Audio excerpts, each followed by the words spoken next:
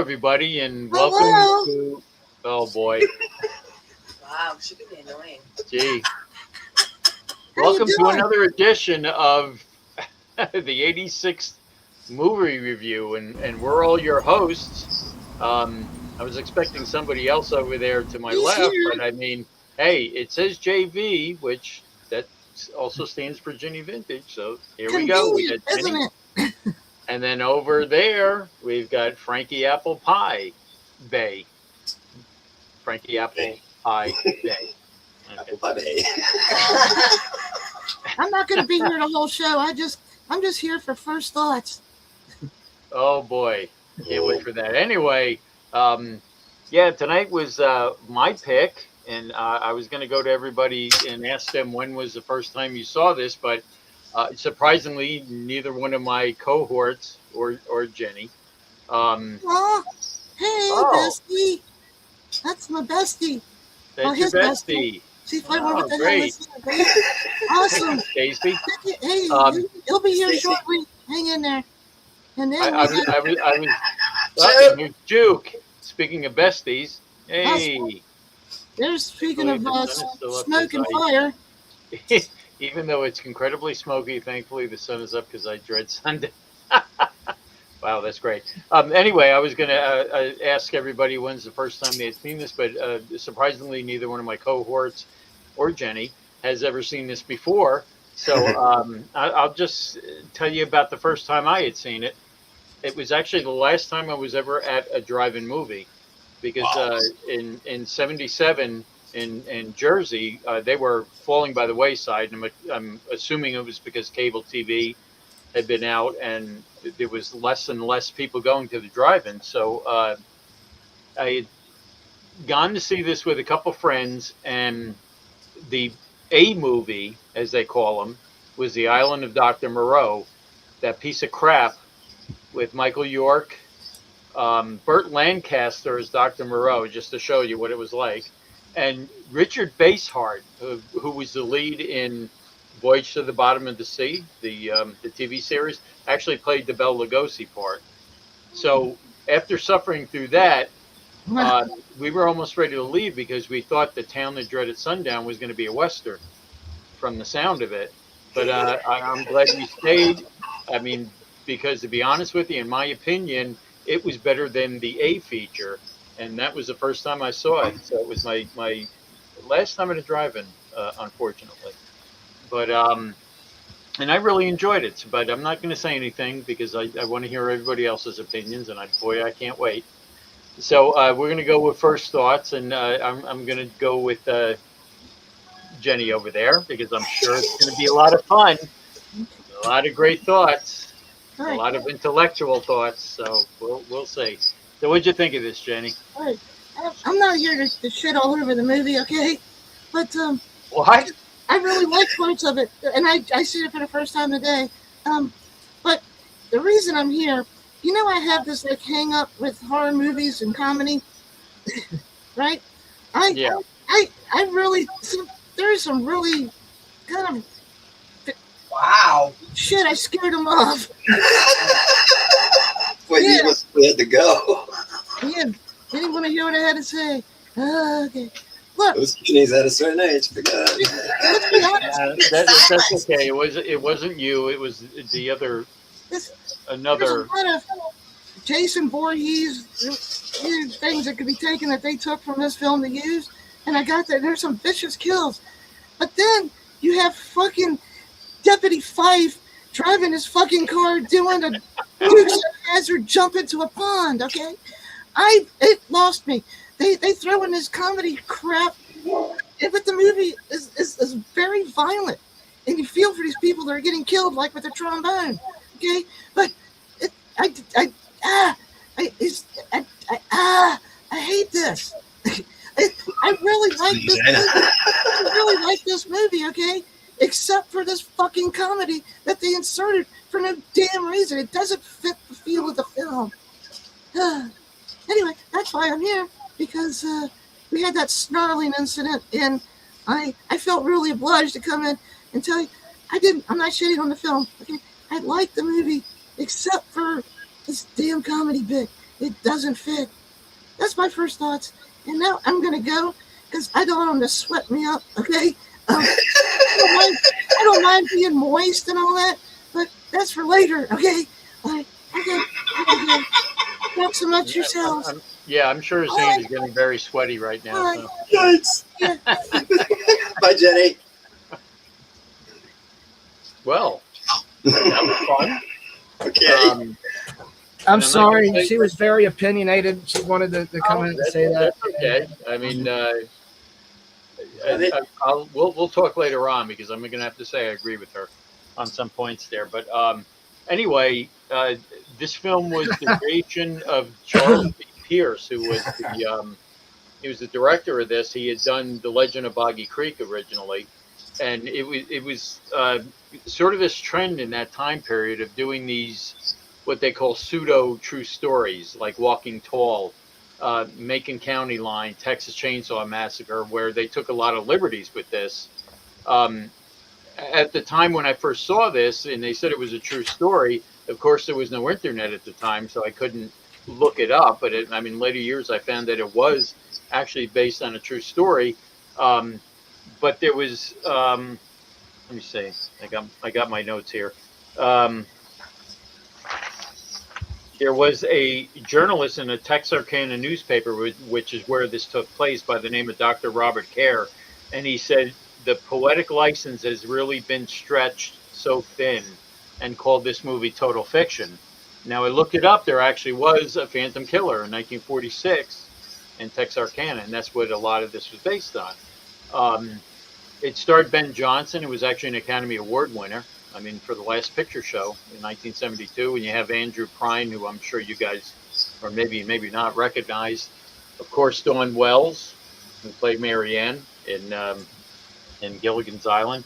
So there was somewhat star power here for that time. But anyway, My friend Stacy there watched it years ago.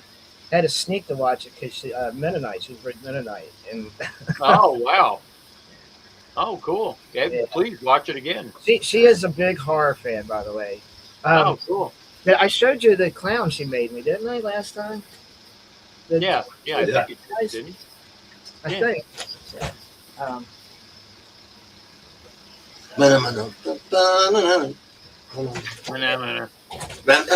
Oh yeah, we've seen that before. Oh, yeah. We've seen it in the background.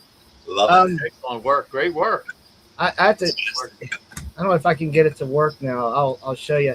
But I had the EMF meter out last night, and it goes up when he goes close to this. I actually videotaped it. Yeah, it was Well, weird. I hope you keep it there then, and not where you sleep, because that would, Oh yeah, I think it's super cool. would freak me out. Oh, she says thank you so much. But yeah, I last night, Busty, I had the EMF meter on my phone, and it goes up when it goes next to Pennywise. Like I said, I would keep that where I wouldn't put it where I sleep. That's my opinion. Anyway, getting back to The Town of Dreaded Sundown. Frankie, apple pie. What's your impression of this film? I mean, you can do your impression and you do likes. Let's do all that in one shot. Well, even though it came before one of them, it feels like the Texas Chainsaw Massacre and Friday the 13th had a baby. Or maybe this was Friday the 13th 2 is the baby from this one. I don't know. But I would have taken the film and the director a lot more seriously if the director wasn't in the film screwing it up with a stupid comedy. You know, and the fact that when I realized, researching this a little bit more, that the director was actually, what was his name? Sparkplug? Sparkplug. I was like, dude, you're ruining your own flick. But there's a little bit more interesting stuff about that, and we'll get into that later. But there's a lot of likes and a lot of dislikes in this movie, I got to tell you. Well, let's start with the likes, even if it's a short list. So in the last review, you know how it balanced out how I said I wasn't so sure when we watched on the 13th Floor, which was Johnny's pick. And at first I was something I said? something this dog said. Will you please get out? I mean, we gotta give her our own show. So she Heck yeah. I've done told you we need to set up a Yes, separate can yes. for her. So we can stop Stacey watching wants- these kind of turkeys. Stacy wants to know: are your fans allowed to request a movie? I vote yes. Take that down. As long as it's not moon zombies. My apologies. Go ahead. We have a right to reject. Yeah, well, yeah. You're allowed to request a movie. Yeah. Oh, Yeah. absolutely. We're allowed to deny it if it's moon Yeah. zombies or something in that class, or the snarling. It's been watched. You can watch our review. We have to get the unnamed ones up on the Erie late night at some point. The ones we did prior to my channel getting chossed. Anyway, Yeah, we got them. I think we got them all. and I'm looking forward to a review show of all, for where we review all our reviews of the movies and see if we want to change any of them. I think that's going to be a cool little episode. Oh, she wants the first Salem's Lot. Oh, wow. Can Yeah. we do that on a watch along? Well, Oh, and watch along. the thing I forgot to mention at the beginning of this is why we picked this, or why I picked it, was because Oh, we yeah. were watching Eric William and his hosting of Lady Frankenstein, and JV had said how much that looked like Jason, and then Yeah. we started talking about Jason with the hood on, and I said, well, that's what this looks like to me. So anyway, continue, Frank. I'm Oh, sorry. totally. He, I mentioned like in that last movie, I started watching. I wasn't too sure about it, but then I gradually got better, and I ended up really liking it. On the 13th floor, this is like this, but the other way. I know what you mean. I know exactly what you mean. Yeah. But a lot of it comes from after finding out a little bit more about it. I mean, if I found out less about it, I'd probably like it more. I think, oh well, it's kind of clever. The director did this. He also did that. But I don't know. We'll get into the dislikes, but the main reason I don't like, my dislike is because of him. Do we want to skip around, or you want me to go right into likes? Oh, no, go ahead. I'm Okay. anxious if you have any. Yeah. Okay. Oh, I do. I have a lot. I do like this movie. I did like it, but like I said, I'm a little peeved with the director a little bit. Likes was the exaggerating breathing in the mask. It's like exactly, totally Exactly. Jason vibe. Yes. Friday the 13th too. Except Friday the 13th stole the idea from Yeah. this movie, basically. Said this could have been the baby. But at least he had, like you said, at least this one had two eyes. Jason had one. So. Yeah. But then again, Jason's one eye was somewhere up here, so they would have had to put the hole. Yeah. It would have looked like a hole down here. Yeah.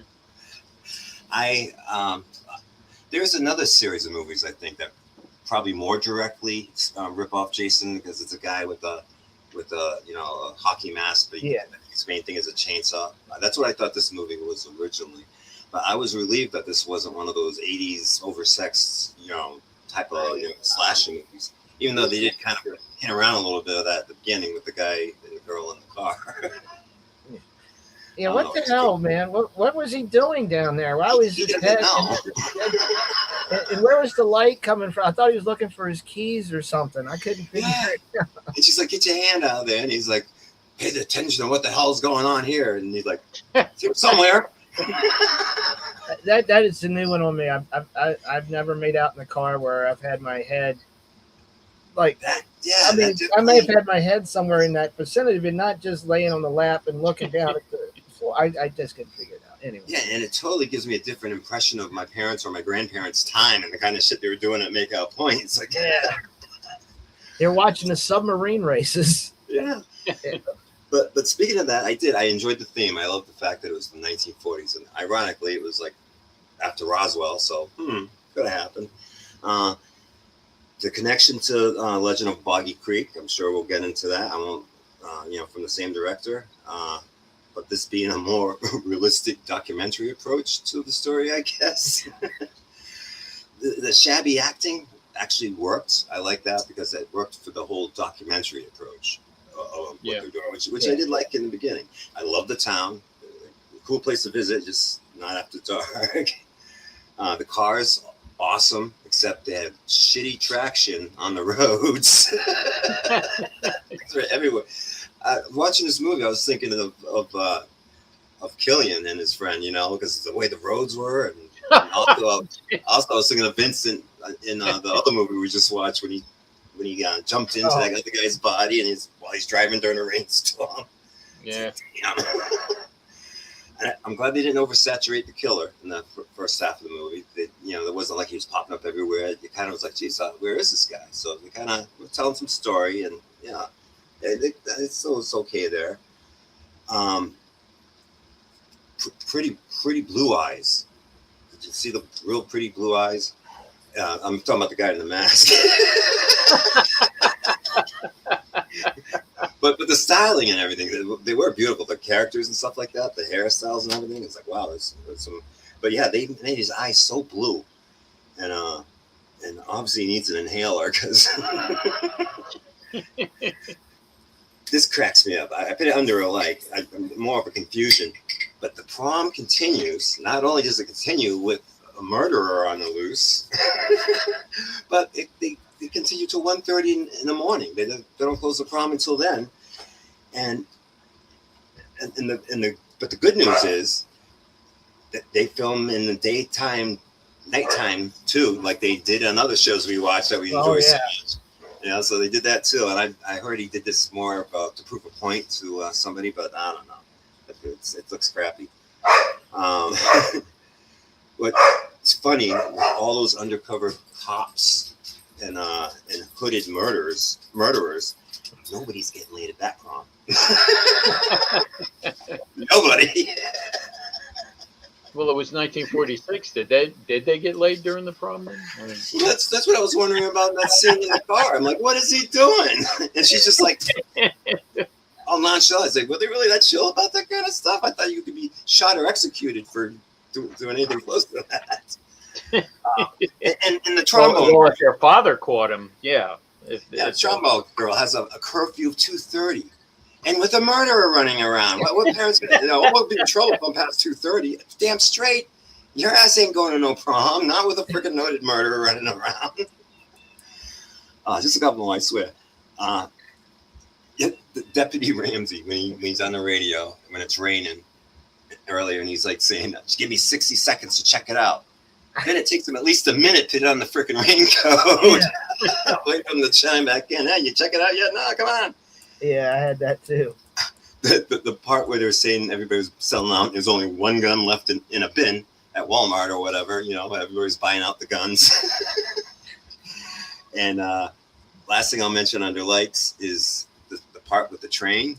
And if you don't want me to mention it, somebody else wants to mention it later, but there's like a goof with a part in the train. We can actually see somebody on the train that shouldn't be there. Oh, really? No, I didn't even cameraman. Oh, really? No. Yeah, and like with the old style, like they were filming with the old reel-to-reel, like the oh wow, Panasonic. That was crazy. Usually, I'm the person that sees that stuff. I didn't even see it. Well, I didn't see it. I noticed that it was mentioned on one of the other things. I was. Oh, really? No. More information. I got to go back and look. Because I did have to kind of review, because I actually last night I was watching it, and at the end it just lost me there. I was just kept dozing off. I had to catch up to see how it ended.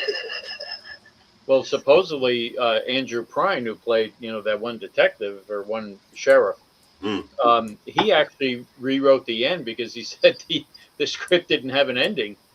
Yeah, and I mean, and you can kind of tell that the way it just kind of trailed off. It was like, what the hell? But yeah. Anyway, we'll get into that.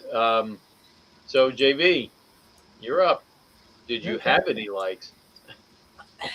Yeah, I liked this film up till it got to the point when they're in the police station and you had the deputy and it's playing this goofy ass music behind it, and I'm like, oh no! And it's like the whole tone of the movie just changed at that for me. It was just like, you're shitting me, right? And yeah, but that's a dislike. But let me see if I can find my like. I liked. Hold back. I liked the killer. I like the kill scenes are kind of brutal. Even the trombone one is still she's getting stabbed to death. You had a feel for the girl. I mean, oh wait a minute. Oh, that's a pretty good picture of her. She'd probably like that. I had to fit her in somewhere. I mean, this wasn't a good movie to fit her in, but I had to do it. What happened? But let's see here. When the one dude's in the car with the girl and he says, I guess you want to go back to Japan. I hear the Japanese girls or do something pleasurable. He says, they do know how to please a man. I'm like, wow, he's really scoring points tonight there. And I did Trying to make her feel jealous. That's what he was doing. Everybody drove reckless in this movie, man. Slow down for your conditions, for crying out loud. Even beside the deputy, the other sergeant or whatever the hell he was, when he had to split in the road, I'm like, dude, chill out. Anyway. You got remote controls on this damn thing? He says, oh shit, wide open and stop. He says, you got two controls on this damn thing. Wide open and stop. Yeah. I liked how the guy comes to investigate the murder thing, and he has time to go get a 65-cent haircut. And cigars. Oh yeah, and he got cigars. Yeah, there too. Then I forget. I don't know if he paid that much. I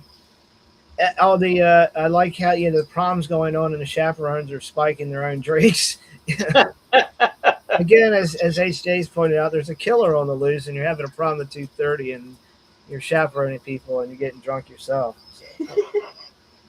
So, how did this happen?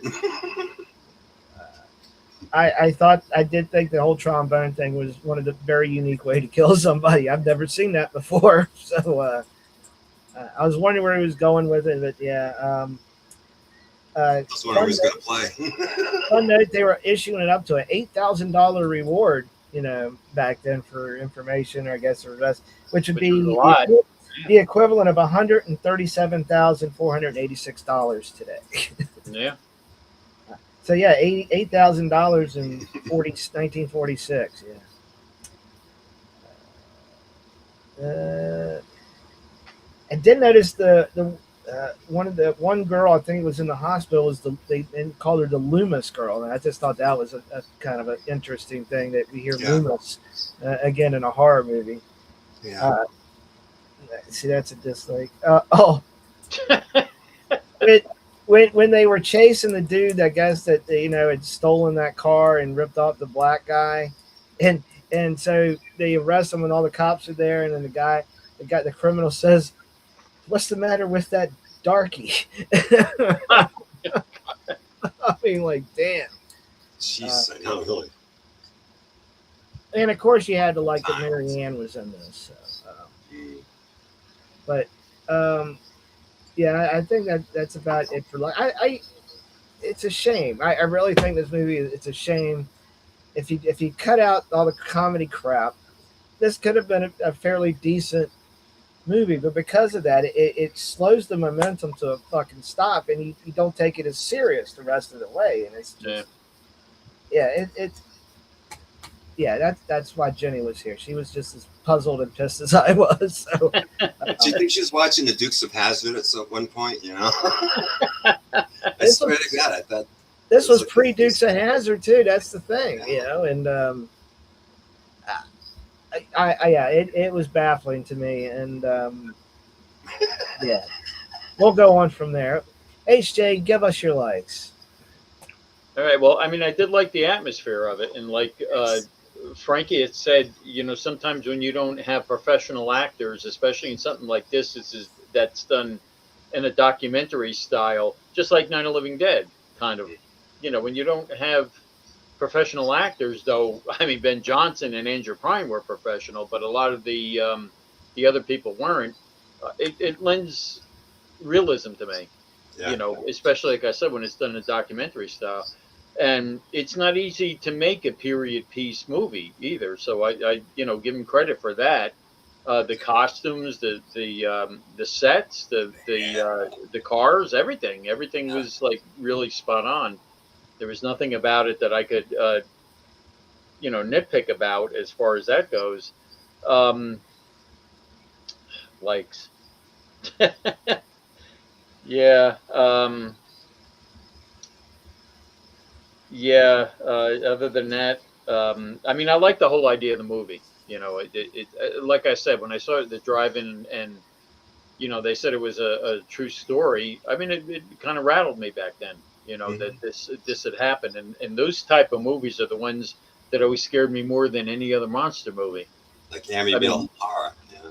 because it's real. I mean, in Cold Blood, that was another one that absolutely scared me when I was younger because it was a true story and these things can happen. Um, yeah, I mean, I like the overall. Here we go. Get that away from the mic, please. Let's get the shit out of me. He came home. I'm sorry. Go ahead. No, I like the overall feel of the movie. There was just there was grittiness about it in most parts, but I'll get into the dislikes that I totally agree with all of you and especially Jenny. But What, again, you agree with Jenny? yeah, I mean, yeah, It's full of that it, would be a cotton first. and stuffing and all. And again, it's just one of these movies, and I always say this, engaging to me from beginning to end, even though there was some stops in the road, in the middle of this, and in a few places. But yeah, I mean, it's like I said, I can very vividly remember seeing this at the drive-in, and after watching the first piece of junk that was shown on the screen, and ready to give up on this, I'm glad I didn't at that point. And I mean, I've seen this so many times since then, and this also, do I want to say, inspired, um, not a remake, but a almost a sequel in 2014, which I'll talk about later, because this was shown in Texarkana uh, from its inception, and I believe up until now. They have the Texarkana Film Festival before Halloween, and they do show this every year in like the park on a big screen or something like that, which is kind of the basis of the 2014 film. But yeah, I mean, I just again, I liked it. I liked it because of the realism, and like I said, when I found out later on, it was actually a true story, even though a lot of liberties were taken. It's hard to tell what was real and what wasn't, as opposed to the true story. It's still engaging to me. I mean, and like I said, I've watched it so many times since then, and I enjoy it. Um, so let's get to our dislikes. I'm going to start with JV. Well, I think Jenny touched on it in the beginning of this. I think she did, and very eloquently. I'll say. Look how Yeah. many notes are. That whole thing's full of dislikes. Um, yeah. I mean, like I said, the obvious one is the unnecessary slapstick comedy, and like even the police car chase is kind of like a Keystone Cops. It like one car just we want to serve. I just like it. It just Very blew green my car. mind. That the first third of this movie was basically a horror movie for serious, and then it is all of a sudden, oh, we got to throw this in here because let's lighten the mood up, and it just baffles me. All right, dislikes. Oh, well, I had my headphones on while watching this, and so the opening scene, all I kept, my note was that fucking screaming because it was constant in my ears the whole time with the headset on, and I'm like, oh my god, it was so annoying. Um, but again, it's a horror movie. Or I thought it was. Uh, Yeah, I like that. I know what he's saying though. I know what you're saying because it was almost like it was on a loop or something. It was kind of weird. And I remember when I watched that, I thought that too. It was like the same scream, like 3 times in a row. yeah. I hate when you terrify somebody and they can't give you original screams each time. It's like, come on, put your heart and soul into it. The Frankie touched on it. The nighttime shot during the day, and this one was is when he was in the forest and it's raining and he's chasing after the guy and they do a shot and it's raining out. First off, and it's nighttime, and you can see the shot because it's going up in the sky and it's clear blue. There's not a fucking cloud in the sky, and it's blue. All right. And plus, there's sunlight coming down. You can't mistake that for moonlight. That's no. But we've had issues like that before. It's done in films. I get it. Technology is far more advanced than it was back then. But still, yeah. Don't shoot the fucking blue sky if you're shooting the night scene. Okay, come on. Different angle. Bit of a sheet, do something. Okay. Let me make sure I don't miss anything here. Okay, when the couple's in the car and they're getting ready to take off, and then the guy kind of steps back and he's kind of running around, and then it looks like they got off either way, but he somehow attaches himself to this vehicle, right? How the fuck did he do that? What was he standing on? What was he grabbing on? Why did he not see him through a window? He wasn't down below the window. I mean, he'd be on the dragon. Anyway, it's stupid shit like that I picked up on. Visually, I'm like, there's no way he could have got onto that car and then he just shows up in the window like he's been hanging there the whole time. Anyway, little stuff like that bothers me. Let's see. Oh, so he's being chased, right? And by the guys, and they're shooting at him and whatnot. What point do you not take that mask off when you're running and breathing, or at least pull it up to here? Because you're trying to suck oxygen through this mask when you're running your ass off and being shot at. And he wore it to the end. He wore it all the way into the swamp. And it's like at some point casually wearing the stupid thing.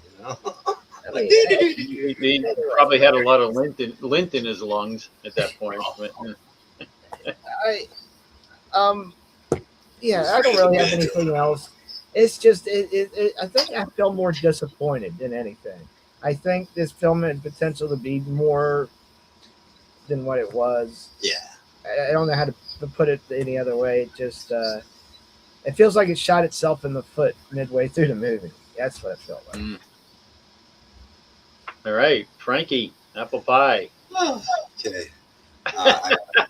The very top, I wrote worst part, Dukes of Hazzard car bit.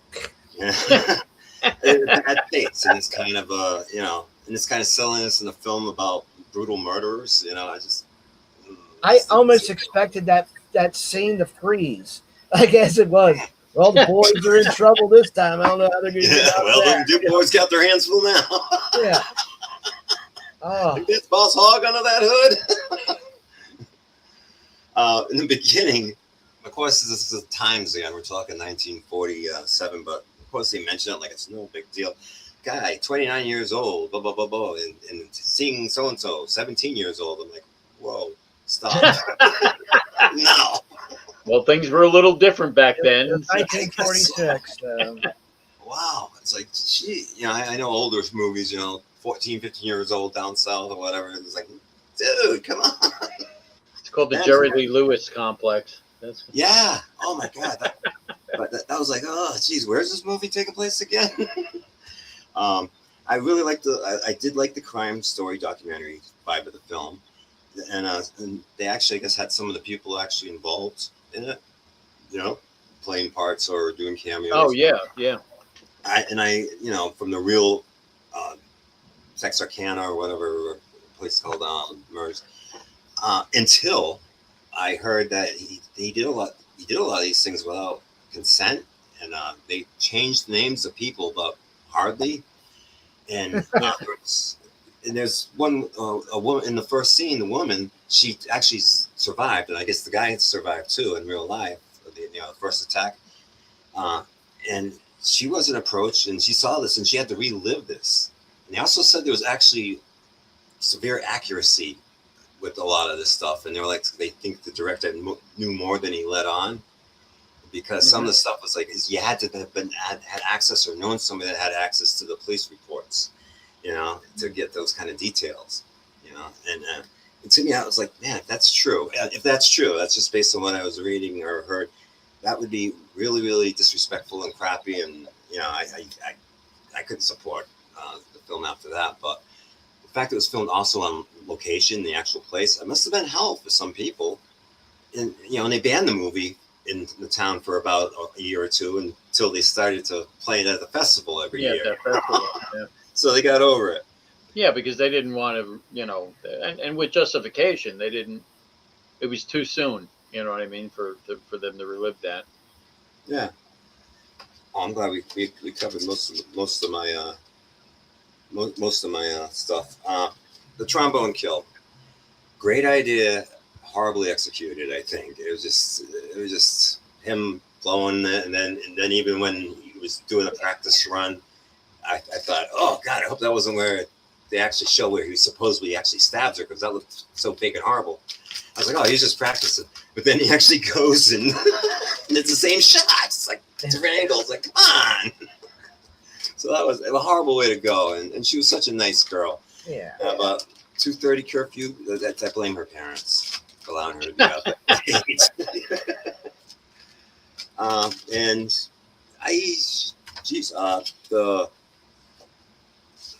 the lone wolf, sea guy.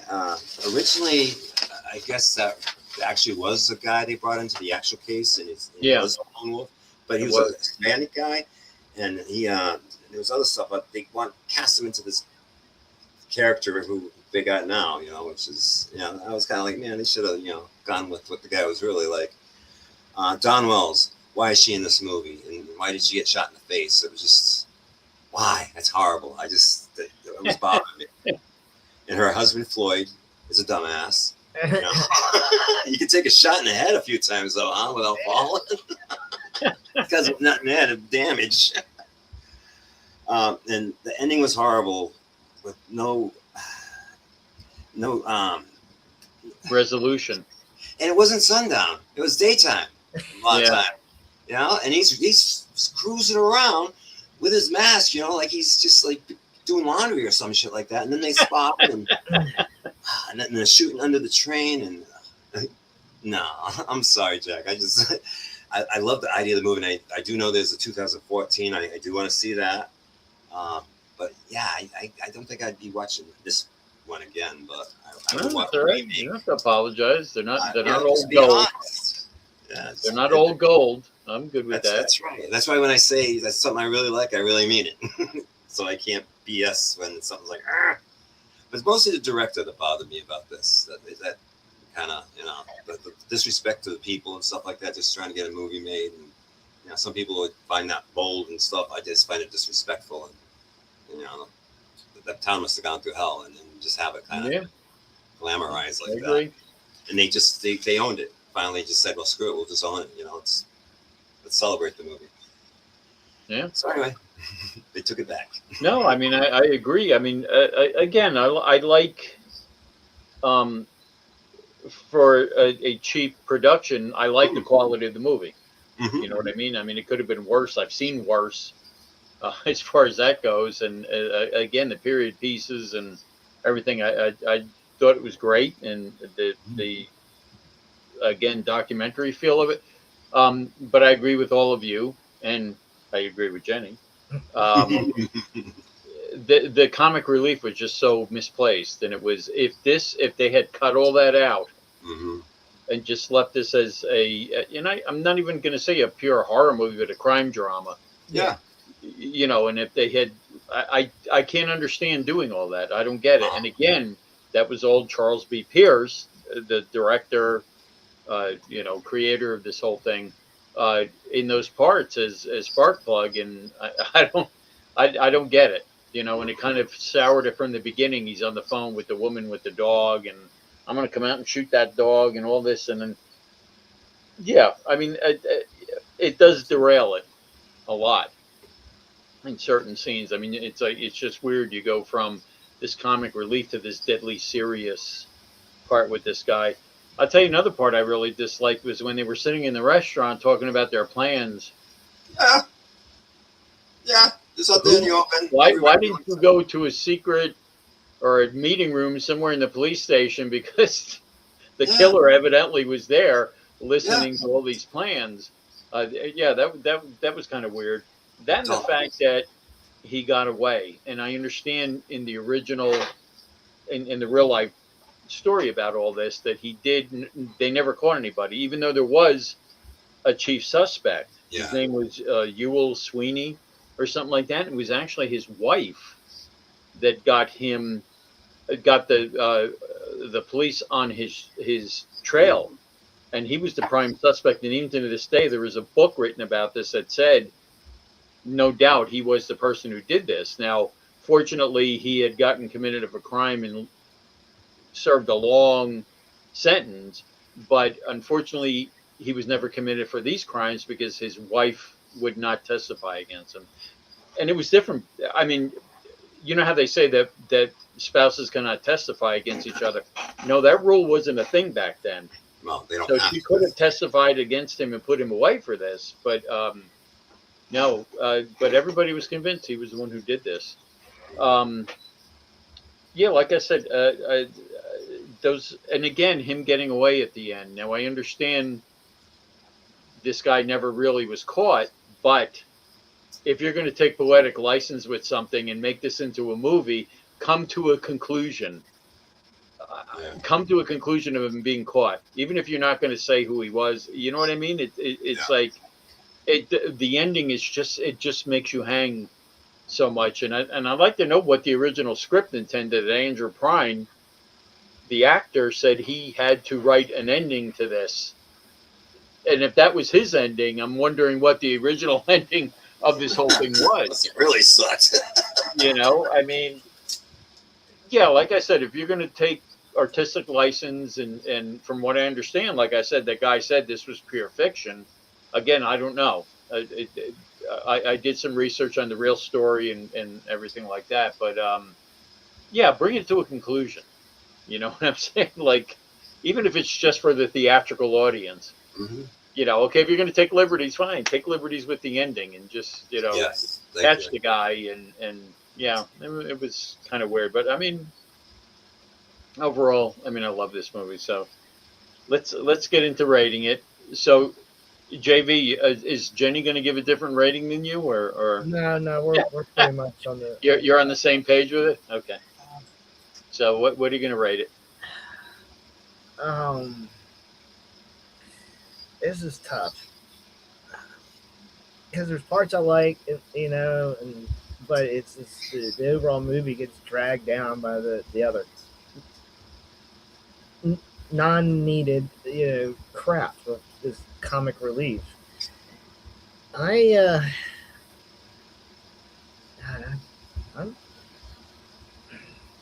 at a 4.5. I think I'm at a 4.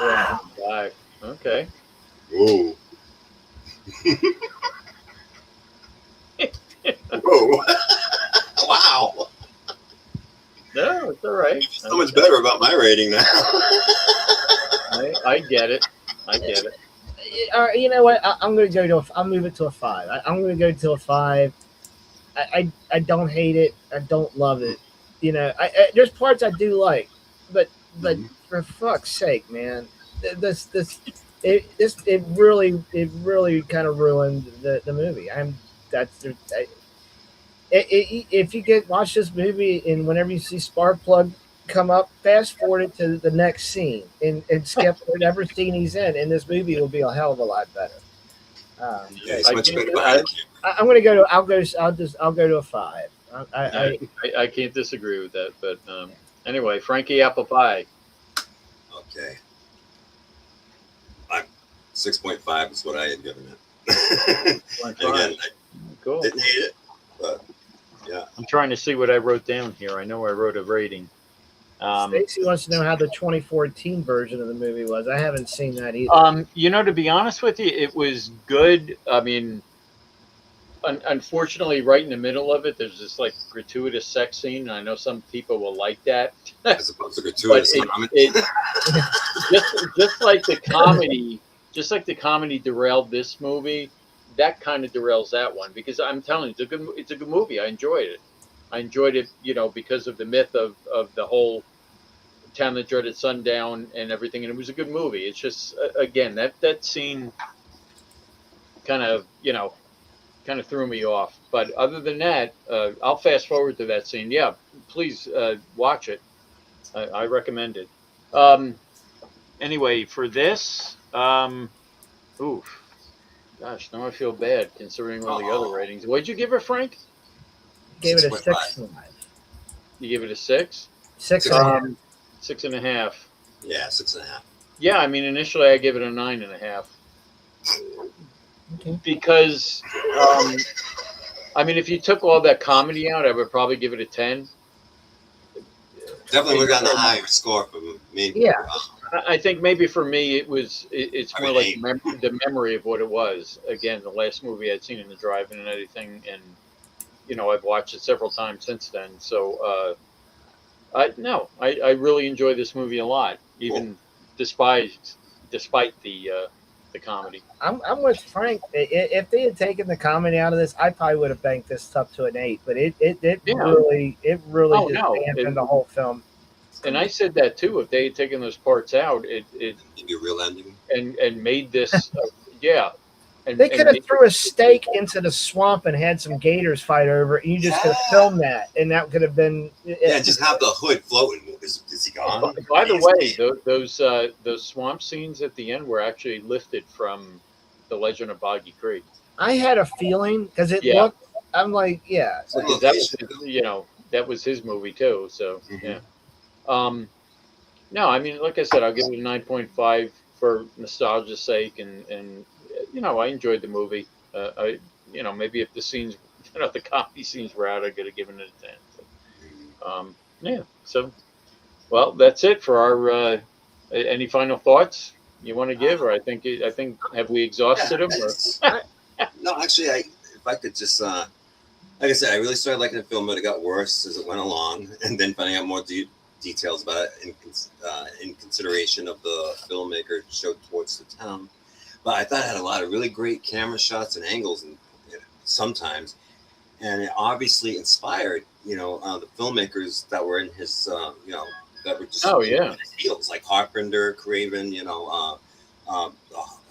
Toby Hooper. Toby Hooper. Yeah. Hooper, yeah, but not enough to warrant this as a masterpiece, obviously. But no. But well, and considering this guy was an amateur director at this point too. Yeah. I mean, he did Boggy Creek, but he didn't do too many movies between this and between Boggy Creek and Down and Dreaded Sundown. No, I agree with you. I think the cinematography was really great in this. Yeah. Except, yes, it was. He was onto something definitely, but he screwed it up by trying to maybe he figured he needed comic relief, and who better to include it than him doing his Barney Five impersonation.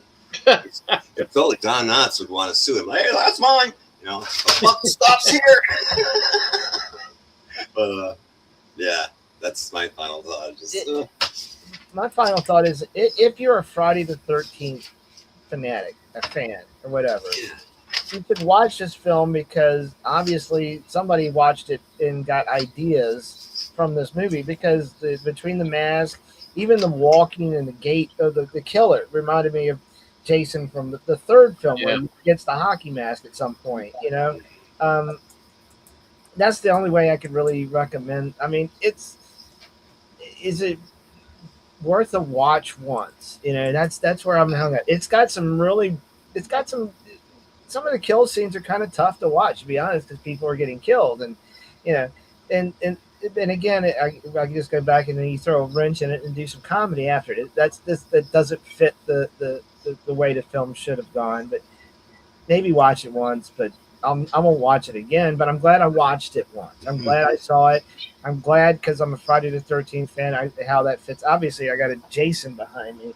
But yeah, that's my final thought. You also got a Frankie behind you. I do. I'm not going to say anything. That's what I mean.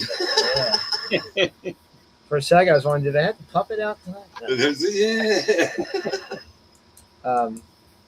But before we go, we want everybody to know we're going to do SNL's episode review tonight of SNL season 1, episode 6 with Lily Tomlin. So stick with us if you want to watch that. And there's no new puppet stuff tonight, What? I thought but you there's said classic no, puppet stuff. I'm like, that It's guy's on Team classic, America. and it's short. So here we go. Again, glad it's not a new puppet.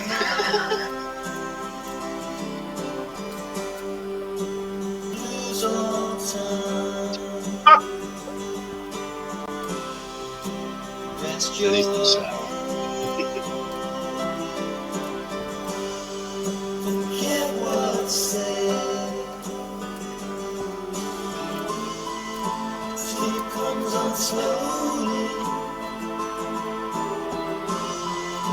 Dreams are the only way to fly above the sky.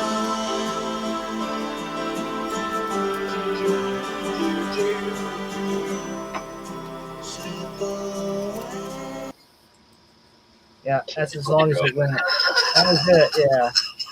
Where was that puppet going? I could try to refilm that and do the whole song at the time, but at the time I could only get the short video to. Stacey said the 2014 release got 4.5 out of 5 stars. What? Yeah, filming that was tough because I got both hands, and then I the Johnny D puppets strumming a cigar, the guitar, and so I've got the rod to his hand taped to my leg, and so I've got both puppets, and then my legs kind of going up and down as it strum the guitar. Imagine somebody peeking in and saying, "Oh, Johnny, I was busy." No. Catch you later. You're obviously busy. We need some medical assistance over here. But I hate the I had that going in the back, and I was like, well, I'm gonna pop that up tonight because there'll be new puppet stuff next week. I promise. Yeah, we'll see what happens next week. I'm kind of curious myself. All right, stick around for Sponsored by Wheaton. our SNL review. Take it away, HJ. Yeah, well, thank you everybody for tuning in for this. Whether you're watching it live or you watch it later, thank you to Stacy, Juke, and I don't remember what are we coming up with next. I wish I could write this down. I always forget. Next week's is Frank's. No, it is Frank's Retribution next week. Retribution. Oh well, we can't wait for that. Are you sure? I thought we had a. Yeah. Let me look at my calendar. Oh, that's right. Because tonight was the one in question. You're gonna shut Oh no, yeah. Tonight is me. Wow. Yeah, I think it's Frank's Retribution and then Frank's 86. Jack looks like Yep. Yeah. Wow, you got 2 weeks in a row, Frank. Oh boy. Ball here, but. All right. Well, anyway, thank you everybody for tuning in, and stick around for the review of Saturday Night Live. Peace out in case you don't come back with us. Yeah, peace We'll out. see you next time. Love you guys. But please come back. Come and join us. Tuesday, we're doing next episode of the Amazing Spider-Man. The Amazing Spider-Man. Yes, we are. All right. One episode, right? Yeah. All right. Good night, everybody. Good night. And you, good night. Well, come on.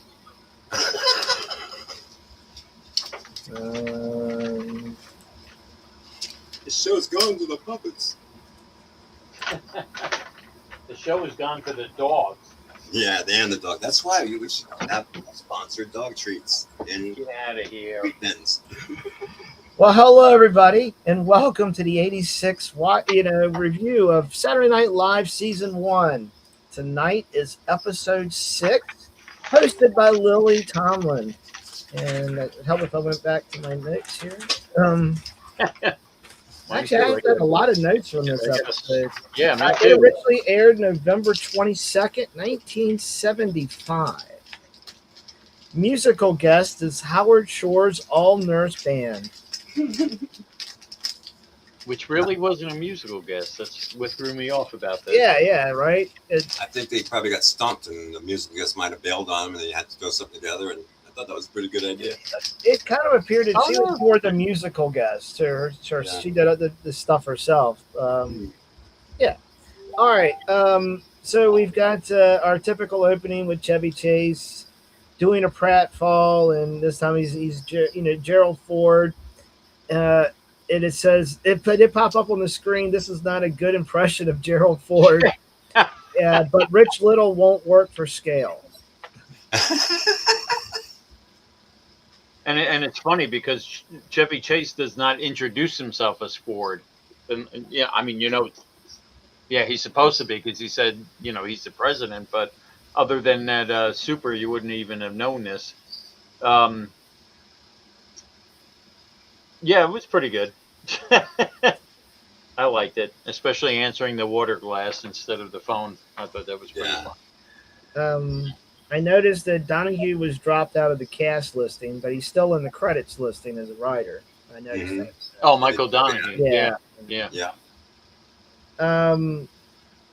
So we get to the opening monologue.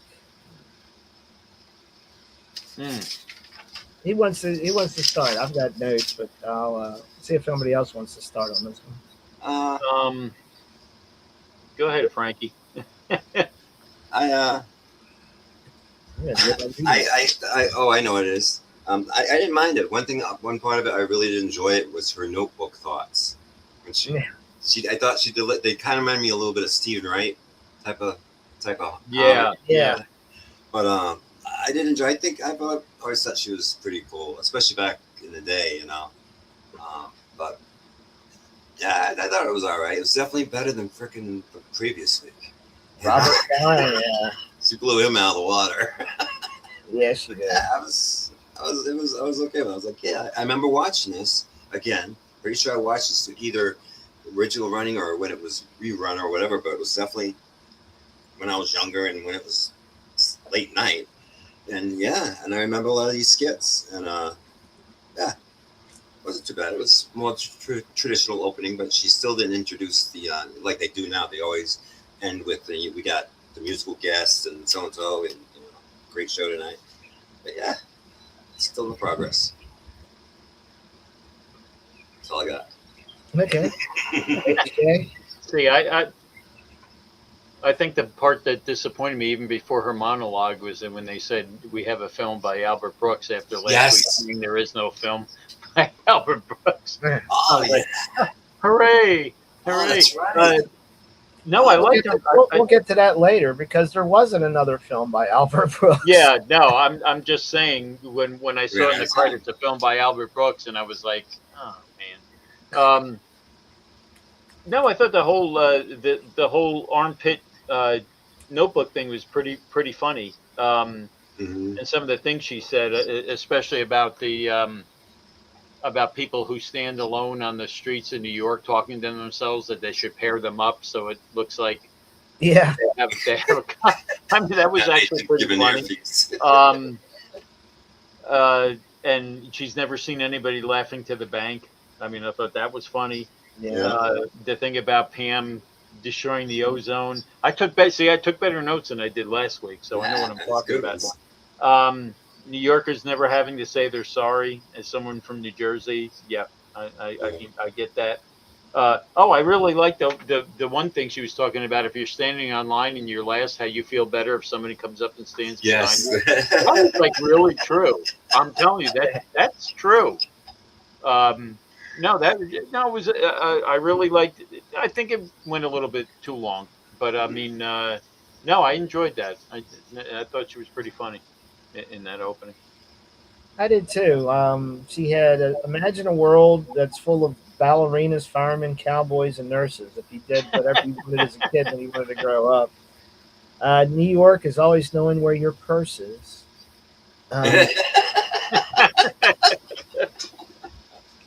Yeah, being in a New Yorker is never having to say you're sorry. If cheer for New York, it could be Philadelphia. Oh yeah. Yeah. All right. After the monologue, we got Beethoven. Ludwig, you must eat. Good morning. Nice to see you too. And I'll tell you what that reminded me of. I don't know if you ever saw the Monty Python sketch with John Cleese and Beethoven. I'm not saying they ripped that off, but that kind of reminded me of that. And I don't know. I thought they could have put them all together because poor Belushi, even though he was in any skits before the last two, he was in a skit between the two Beethoven, so he must have had to take all that off, get ready, and then come back and do Beethoven again. But no, I thought yeah, I enjoyed that. I thought it was funny. Ah, Then he started singing "Tie a Yellow Ribbon." Oh, God. A little quick laughs, which they do a few or attempt to do a few. Some this was silly fun. Had no real point or conclusion. And the note I made here before, I said it would be better if it was like a multi-part ongoing skit, and it turned out to be that. So thank goodness. If it was a standalone thing, I would have hated it. I'd be like, oh, this is dumb. Yeah, I would agree with you on that. But I like that they recalled the reprise a couple of times. And yeah, that was okay. Next up is the Howard Shore All Nurse Band at St. James Infirmary. I didn't mind this, but all I kept looking at was at Paul Schaefer and then thinking about the movie Saturday Night and then thinking about that's all I kept running through my head every time I see Paul Schaefer. Yeah, I know. It was going along great, and then all of a sudden he popped up, and yeah, I know what you're saying. Why do they keep laughing whenever I play piano? Oh gosh. Coming up next, Juan Corona Remembers. So I had to look up Juan Corona. Do you know who that is? No, I missed that. What was it? It's like when they go to commercial and it says coming up next. Yeah. Juan Corona is a Mexican serial killer who murdered 25 transit workers and buried them in peach fields in 1971. Wow. Yeah, Lauren Mike must have been inspired by the movie. That's what I came out like. You gotta be shitting me. That's what it was. Let's mix killers and comedy together. It'll be a blast. I I'm learning something each week about something I didn't know. Then we got a commercial for Try Opening, which is the third time we've seen this. They've shown that, yes. Oh my God. That's enough. And then we had Jaws 3. Which is better and more entertaining than the actual Jaws 3. Yes. And at least it wasn't in 3D. So that's. Dad took me to see that. Oh wow. He was probably really pissed off after too. Well, that's just the movie to pop, but it was just that static shark. It was moving through the glass in 3D. Wasn't the fins moving. It was just like a model of a shark crashing through the screen, and it's a 3D. 3D doesn't make a good film. Can't make it a good film. Anyway. Next on the 86, we're watching Jaws 3D. All right. So yeah, my actually favorite part is when they're getting all the messages over the radio, and they're talking about what to do if the shark there, and you hit them on the nose with it and whatever. And then Dan Aykroyd, Belushi come over and he smacks Aykroyd, and he's just selling it on the floor. I was dying. For that whole part. Yeah. What are y'all's thoughts? Yeah, Frank. It was long, but it was fun, and it was well done considering it was a lengthy skit, and they had to do a lot of quick changes of the set and the camera, and the actors had to be here than there. So they definitely must have really rehearsed that. It's what they were good at, and they got really good at as the show went on. So this was fun to watch. I just thought it was funny because my thoughts were it was going too long, and then at the end they cut the bit because they said it was going too long.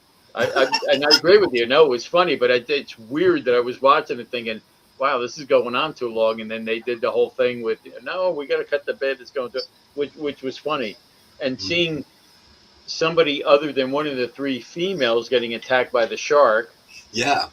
was good. No, I thought it was hilarious. Yeah. What That's else did I probably- write here? And we should be grateful because that's probably why they didn't have time to run the Albert Brooks film. So I'm glad that they watched Jaws 3. Yeah, the shark on the radio. That's what I put. I thought that was funny too. Yeah.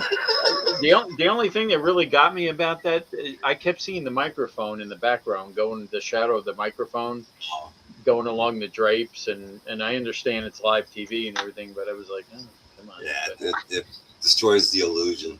No, I just thought it was hilarious. But I'm sitting there thinking to myself, okay, this is going a little too long, and then they cut the bit because that was funny. That was funny. Yeah, I like how they could poke fun of themselves. Well, next we had Chevy Chase bringing newspapers into the hotel room and sees Garrett Morris with I don't know, was he with Lorraine Newman or No, it was Jane Curtin. was Yeah. Curtin? Yeah, Yeah. and he just starts dropping the papers all over the place because Yeah, another quick silly laugh. Just I guess at the time because it was an interracial relationship, it was a kind of a taboo or something back in the day. I don't know. I didn't find this skit that funny at all, to be quite honest. I didn't get the point of it, to be honest. I thought it was more just trying to show his physical comedy, his like his slapstick, Peter Sellers type of clumsy comedy thing, which was really silly. Yeah. And it was, again, maybe you're right. Maybe it was filler. I don't know. We did anything not to have to run an Albert Brooks film. But they did. But next we have Edith Ann, 15 and a half years old, just flexing, pasted Buster's paws to the floor. And I forget what that's about. Well, that's a character she had created before, Edith Ann. Yeah, I love that character. The voice. Part of her stand-up. And it's funny. I like when she does that. I mean, she does it well. Yeah. My only thing about it was she was a little kid on that big bench. Mm-hmm. But when you went over to the dog, it was like a full-size dog. They should have made it a puppy. Yeah. I know I'm getting technical here because it's Saturday Night Live and it's comedy, but no, I kind of enjoyed it and glad it was quick, in and out. I've got still with her talking about ankle exercises, not hurt falling down, and they put pot holders in her pants. Yeah. All right. Whatever that meant. All right. Beethoven. Again. Yeah. You must eat. Good morning. Nice to see you too. And then I got sunshine on the cloud. that was funny. That was good. Then it does a shot to the audience, or they put on the audience member. It seems to be enjoying the show. Gilda comes out and says there's no SNL for 2 weeks. They've been going at this 6 straight weeks. So wow, and they needed a break after 6 weeks.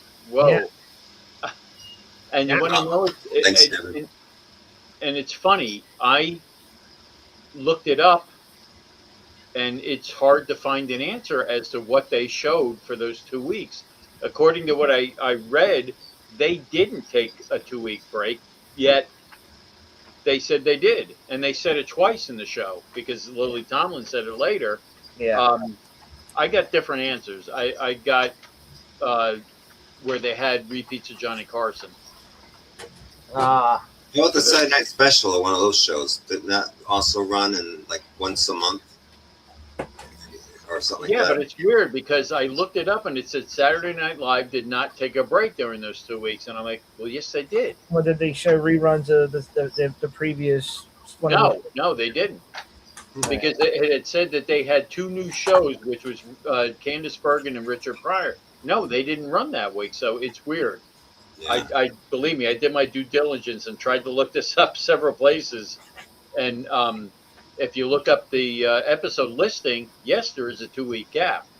If you look it up on AI, they're saying no, there wasn't. So I don't know. And I looked it up somewhere else, Mandela and they effect. said that they had Johnny Carson on for 2 weeks. Yeah, Because- because they were definitely off because they had their next episode wasn't until December 13th. Right. So what was on the 29th and December 6th? That's what I kept looking up, and I was getting all these various answers there. So who knows? That's trying to, look up. Well, what did they have in its place? It wasn't repeats. So I don't know. The one I saw that to me made more sense was Johnny Carson, because that's what they were running before Saturday Night Live started anyway, was repeats of Carson's weekday shows. So I don't know. It's a mystery. If anybody knows the mystery, please let us know. In '75, I don't remember which network ran it, but Alice Cooper, The Nightmare, that was in '75, and that was on aired at 11:30. But I just don't remember which network ran it. But maybe that could have been one of the shows, one of the nights or whatever. To look into that. I don't know. So if anybody's got an answer, please let me know, because this is the kind of crap that keeps me up at night when I don't know what, when I first saw this and they said they were taking a 2-week break, I was like, I did all kinds of research as to, well, what was on? And it definitely wasn't repeats. I mean, there was only 6 episodes. I mean, 5 episodes at this point? So. Well, this was the 6th.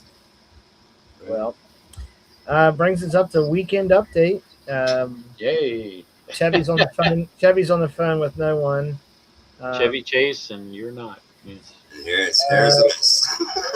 CIA is involved in assassinating top political leaders, and Ford says he's glad he's not a top political leader or something. Oh, he's glad he's not a foreign leader. Yes. Yeah, That was actually funny. And the Secret Service grabbing the fork that he stabbed himself with. Ford pierced his hand with salad fork at luncheon, and then the picture is showing and they got on the picture and it says simulation. The fork. That was good. There's a few Reagan mentions in there. Like at least 3. I was surprised. And then what was it? But Reagan got attacked by somebody with a toy gun, so he's like raising toy gun control. I thought that was good too. That was pretty funny. Yeah, and Ronald Reagan, president nominate, he hasn't lost his looks yet. Knowledgeable on foreign affairs. I don't know what that. And I had to look up, and it was knowledgeable on foreign affairs as he was narrating Death Valley Days. That was the whole thing. And I had to look up Death Valley Days. I'll tell you what a shot they took, though, and this was, to me, kind of controversial for its time, when they said that Reagan was going to be running campaign ads, and they had to show 1 minute of his old movies, and then they said George Wallace wanted to reciprocate by showing 1 minute of Ironside. I was like, yes, for that time, that was like, holy crap. Yeah. That was. I raised my eyebrow to that. Yeah. Joe Louis proved he still has the fastest hands by catching a live mortar round in midair. Yes, I like that. Then there was Eldridge Cleaver, a black activist. I don't know who that was. Oh gosh. Yeah, he was a black act. As a matter of fact, if you guys know Don Imus. Yeah. Imus in the Morning. He actually got in trouble because he was running an Eldridge Cleaver lookalike contest. He got in trouble a few times for racist stuff. But that was one of the big ones that early in his career that he got in trouble for. Girls basketball he was just an activist that, And they show a picture of somebody pushing somebody on fire into a pool. Oh my God! Still to come. Jerry Ford has a barbecue. That was good. Then we get a commercial for Spud Beer, which is cool. That's because again, that's one thing SNL did. Occasionally, they did really well. With these fake commercials. Not always, but yeah. Well, I don't know. They said that Tom Davis was the guy drinking Spud, but I don't think so. I mean, was he in it later on? I mean, because the guy that they had that was comatose, he's been in a few commercials for them, but that wasn't Tom Davis, of Franken and Davis fame. But Yeah. I don't Um, know. There's so much misinformation. Charles Schultz has replaced Woodstock with, I hope I wrote this right, Al Command. He looks like Woodstock, but looks in a Nazi outfit. He beats the other birds to death with a pool cue. I have Altamont. Altamont, that sounds better. Yeah, that's what I.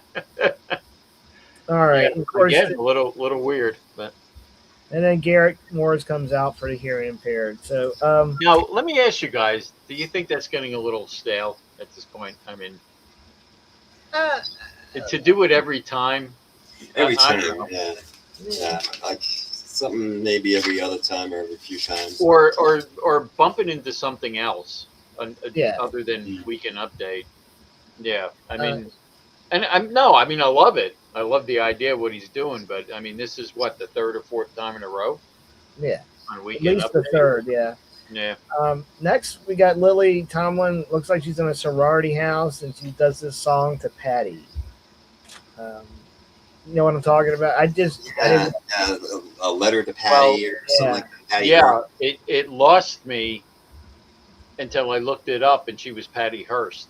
Oh, well, that would have been nice of the. So it kind of made a little, and they didn't say that, and I'm like, why didn't? I mean, it was supposed to be Patty Hearst talking to her future self.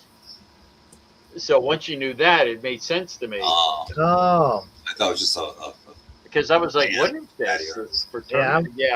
I didn't get it either. So Yeah. it was a time joke, so it's kind of for us now, or a lot of people now to be like, I don't get that at all. What the hell? Yeah. And they didn't make it clear. Like I said, I had to look it up. At the time, they probably didn't need to. It was probably more like common knowledge and the news and stuff. But you lose it. I hear you. Chill out for a second. Next, we got the Muppets. And Okay. Go ahead. this one, like you were talking about Garrett Morris and that transforming into something else. The Muppets transformed into something else at the end of the skit, where you had Scrag that had a crush on Lily Tomlin, and they did the whole "Got you, babe." Talk amongst yourselves while I take care of this. What'd you think of that, Frank? I actually I didn't mind it. It was probably one of the better ones. They seem to be getting better. At least this kind of broke the mold a little bit. I mean, just having them talk to the guests and stuff would have been a lot more Exactly. the case.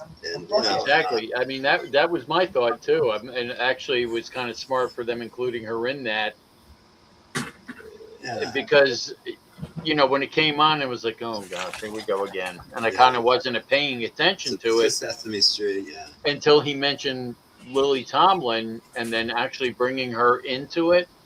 That was pretty smart. And I thought the ending was actually kind of sweet and cute, Yeah, it was. It was. But like I said, I think they did that only because I'm sure that at this point, this was again running stale, and I could picture people watching this at home, and it's like, okay, it's time to go to the bathroom. When the Muppets were coming out. Exactly. No, I have to say I enjoyed this one. It was clever for them to put in the host. Mm-hmm. I'll have to look up a picture, but that Scrag puppet actually made its way to the Muppet Show. Yeah, it did. And I'm trying to remember, it wasn't a Scrag, it was somebody else. Yeah, it was blue, if I remember, or something like that. Yeah. The Muppets. At least this one was something enjoyable. All right. It was. It actually was. Then we had the Albert Brooks film. That's right. They did repeat The Impossible Truth. The one film Again. that has like adults trying to have dinner with kids. So I hate that. That's Yeah, consent. of all the Now, ones. wait a minute. Was this one was on before? Yes. Yes. Okay, because I totally missed that part. I always was it the Watching first one was. and I don't know. Watching it this time, I picked up on that with the kid, and that was like, whoa. Oh yeah, I Where, picked up did on I that miss that the first. first time, or did I just gloss over it? And I Now, didn't. hang on, let me. Yeah, that was a Um, little weird. Albert Yeah, I Brooks. didn't like that at all. That one aired on the George Carlin episode. That was the first That's one. the very first Yes, episode. Yeah. Then. yes. And I don't remember that part. And you And know what? It wouldn't have been as bad as when the person came up to him and said, you know, who you having dinner with? And he said, well, this is a potential child client. That's not what he said. That's what I was like, whoa. I didn't remember what he said. He goes, I'm having dinner with this, you know, if he was supposed to be like an agent, he was having dinner with a client, a child client, that would have been a little less or a Yeah. little easier to swallow than what he said, which I don't remember. But I was, yeah, when we were watching that, I was like, what? Yes. and it had What? something about changing the age of consent in Oregon from Yeah, yeah. 18 to 7. Yeah. Seven. And I like he asked the girl some question, I guess, about the menu. She says, I can't read yet. Yeah, I love that. Yeah. I don't know how to read. I can't am- read. Oh I'm my sorry, God. that was a little unsettling. Yeah, it unsettled me the first time. I didn't even watch it the second time. I just I mean, kinda the blind cab driver was kind of funny, you know, but Yeah. then, you know, that, Okay, yeah. and what I don't understand about this is it's, you know what, 6 episodes in, and why are they repeating things? I Three mean, things they repeated in this episode. well, they repeated that one, you know, the commercial for the arthritis. They repeated, what was the other one? The Show us your guns. yeah, yeah. It's weird at this point that they're repeating so many things, and you're only, you know, 6 episodes in, and then taking a hiatus. I don't know. It's Well, they take hiatuses now. I think either after 3 or 4 episodes. So yeah, it's more common now. It works. Yeah, it works to their benefit, I think. But you also got to think. wait a minute, they do that now? Oh yeah. yeah. Oh yeah. Oh yeah. But now Yeah, they'll they'll run repeat 1 some or of 2, 3 episodes in a row and take a break, and then they'll rerun like the first episode they showed. And yeah, them. Yeah. Yes. Exactly. Or sometimes like a classic episode. Yeah, but I mean, you mean after just like 6 episodes or something? Yeah. Sometimes not even. it's not even that now. It's like I said, the first it may at the beginning of the season they may run like 4 straight, maybe 5, and take a break, and then after that it's like they'll do 1, 2, or 3, like 3 episodes, and then take a week off and do another one later on. Yeah. They still do like 20 shows a year, but or 21, but still. It's Well, I was going to say, I mean, there's a lot of, you know, any series does 20, 21, 24 shows yeah. in a season without a break. Well, you got to think when they took this break, it was also around Thanksgiving, and so it just Well, that's seems standard now. I mean, the past several years, the mid-season break, you know, where all shows shut down and new shows come up, and then they come back around February. Yeah, but that's usually again, if usually the series, the fall season starts in September. Yeah, it'll go to Christmas, and you might have some repeats, and then it picks up in January. But then it goes all the way to what, like May, June? About May, I think. Yeah. I don't know. I just think that's weird, like being SNL usually 4 or does that 5, usually 6 episodes, and then you take a break. I don't know. Yeah, I think the last show is usually a Mother's Day episode, which is usually Wussies. we usually like those a lot. They actually have their mothers on there. Wussies. Oh, it's Well, great. after Albert Brooks, we got Beethoven again. And that was funny. Yeah, they break Gosh. into Ray, Maybe that was that's all Ray right. Charles. with Oh, Ray Charles. Yeah. He was Snorting stuff. hilarious. And a little Blues Brother prequel. Now wait a minute. Was Belushi in anything else other than that during the night? I mean, And Jaws. Yeah, the Jaws. oh, he was Jaws. That's what I said. That he probably had to go from Jaws to Beethoven. At least the last 2 Beethovens, he didn't have any other bits in between there, so he could stay dressed as Beethoven. But All right, now we're at the classroom of the construction. oh gosh, that was an weird. exchange student Danny. That was weird. I just realized something. This is the first episode they didn't show any of the bees, or was there a bee? They did at No, the end. at the end. At the end. Okay. All right. We'll get there. All right. almost there actually. Yeah, actually, the hard hat thing was funny. It's kind of cool.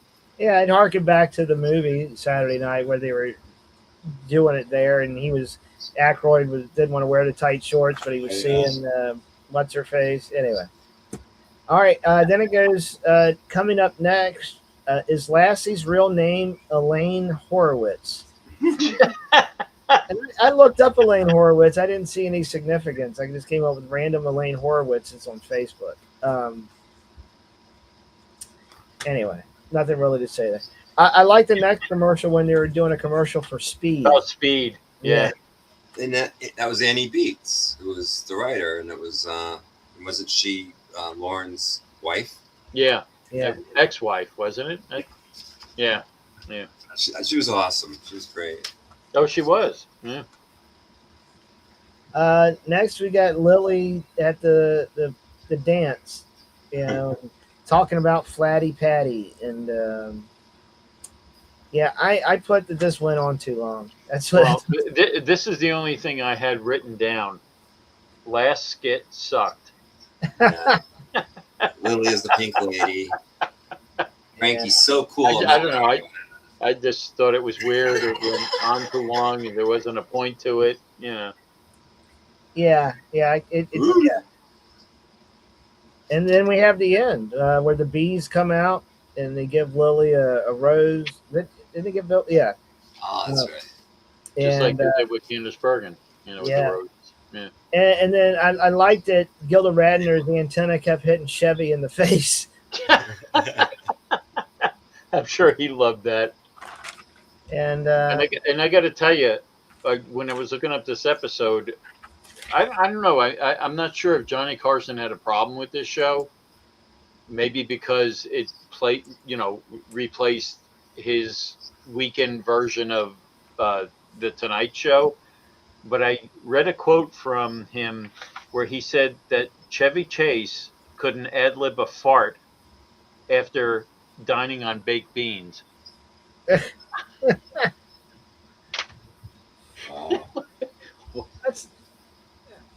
I don't know. You know what? I like Johnny Carson. I like the legend of Johnny Carson. But, I mean, there's some things that I've heard offside. And, again, I'm not sure if it was a professional jealousy, which, I mean, he didn't have anything, at this point in his life or, being the host of The Tonight Show to be jealous of. But I'm wondering if he had a problem with the fact that Saturday Night Live replaced his show on the weekends. Wow. And they were getting viewers, probably more viewers than the rerun. His reruns of The Tonight Show, yeah. And like I said, again, it was hard for me to pin down, but from what I understand with this 2-week hiatus, it was repeats of Johnny Carson's show for those 2 Saturday nights, I believe. And I don't know why. I just think it's weird that 6 episodes in, they're taking a hiatus. I mean, did Johnny Carson have something to do with that? Did he say, "Okay, take them off and put my shows back on"? I mean, he was Thanksgiving. I just think he was a very powerful person, at this point. Yeah. Could have done it just to try to keep him happy, and it's like, oh yeah, we don't want to piss off Johnny. Let's run his show for a couple of weeks. I mean, I just can't understand how you have 6 episodes of a show and you're going to take a 2-episode or 2-week hiatus. It seems that's weird. A live show. You can understand the benefit of that for it being a live show because. Oh yeah. And that's kind of what I think. I mean, I understand being as a live show and everything else, but I mean, I don't know. That seems a little conspiracy theory to me. I just think maybe they're getting a tad burned out. I mean, they're starting a show from scratch and working 6 weeks straight of coming up with material to put on there. Maybe we're burned out a tad. Plus, they took the next 2 weeks off. Let's not forget there was one episode there with Paul Simon where they were hardly in it. Yeah. Oh, I remember. Yeah. I don't know. I was the second one in. It's like, holy crap. Yeah. I keep waiting to see what's the next landmine we're going to step on for a bad show with SNL. Isn't it like a politician where they tried the mayor or somebody or something? Oh yeah, that's right. There's a politician in this season. Yeah. That should be interesting. No, wasn't Ralph Nader Maybe. Yeah. a host too at one point? Yeah, Nader hosted a show too. Yeah. Well, look at all I can remember is watching that Saturday Night movie, and with Milton Berle in there, and me reading that Lorne Michaels said they finally had him on as the host, and Lorne Michaels said that was the worst episode of Saturday Night Live they ever did. Oh my God! I'm, Yeah, I'm curious to that one. Yeah, Sucky. So was Burt Reynolds. He was horrible too. really? Like, dude, Wow. yeah, you think, because he's a funny guy, but it was like he had no idea what he was doing there. It's like, oh, this is fun, this is cute. I also read that another episode that was hard to get through was when Steven Seagal hosted. Yeah. It's like talking about that one a lot. I don't remember that one, but Yeah, the cast hated him too, I think. I think you can still, if you go on Peacock, you can find it and watch it. oh yeah, they've got them all over there. Yeah, Yeah. but Yeah, but he came up as a real douchebag. I remember that. All right, well, thanks everybody for sticking around and joining us tonight on our 86th SNL Season 1 review show. Next is Richard Pryor. next week is Richard Pryor. If you've never seen this episode, hop on Peacock or wherever and watch the Richard Pryor episode. It is very eye-opening. And I can't wait. yeah, and I mean, the whole episode's great. yeah, if you get offended easily, maybe not watch it, but it Well, is definitely very memorable, and we've got to be careful next week so we get kicked off Facebook, because we could definitely not repeat some of the things that were said on that show. I don't want to jump ahead on trivia here, but from what I understand, they wanted to do a 5-second delay with him, and Lorne Michaels said no. Oh, I thought they did do a 5 or 7 second delay. No, from what I read, okay, and it's on the internet, so that means it's true. Yeah, the internet's. On the internet, that they wanted to do that, and Michael said no. I mean, and you know, he well, we'll get into it. He behaved himself. You know. Yeah. Oh no, he did great. Quick, Did better than Eddie Murphy did when he was on the that bomber too. did Robin Williams ever come on SNL? I thought Did so. he? I think he was in a skit, an SNL skit. Yeah. What as a host? I don't think he ever hosted, did he? Okay, hang on, let me look. I don't think Robin Williams hosted I SNL. mean, Alice Cooper's never been on SNL too. I was like, why? He wasn't. No, he's been on Carson, but not on SNL. All right, what was the question? Has Robin Williams ever hosted Saturday Night Live? Or was he ever been on it? Sam Kinison hosted it once. He's been on it a couple times actually. Oh no, they said that he hosted 3 times during the 80s. Really? Wow. It Really? was 1984, 1986, and 1988. He said he also returned to make a cameo as a special guest in 2010. Hey. Wow. I don't remember those. That's But probably the thing. I don't either. It's it funny was you the mentioned 80s, so I was in school. Yeah. Yeah, I probably should have seen that. I don't know. It's a shame. All right, everybody. Thanks for joining us. Catch us on Tuesday for the Amazing Spider-Man, and have a good night, and peace out. Peace out. You guys.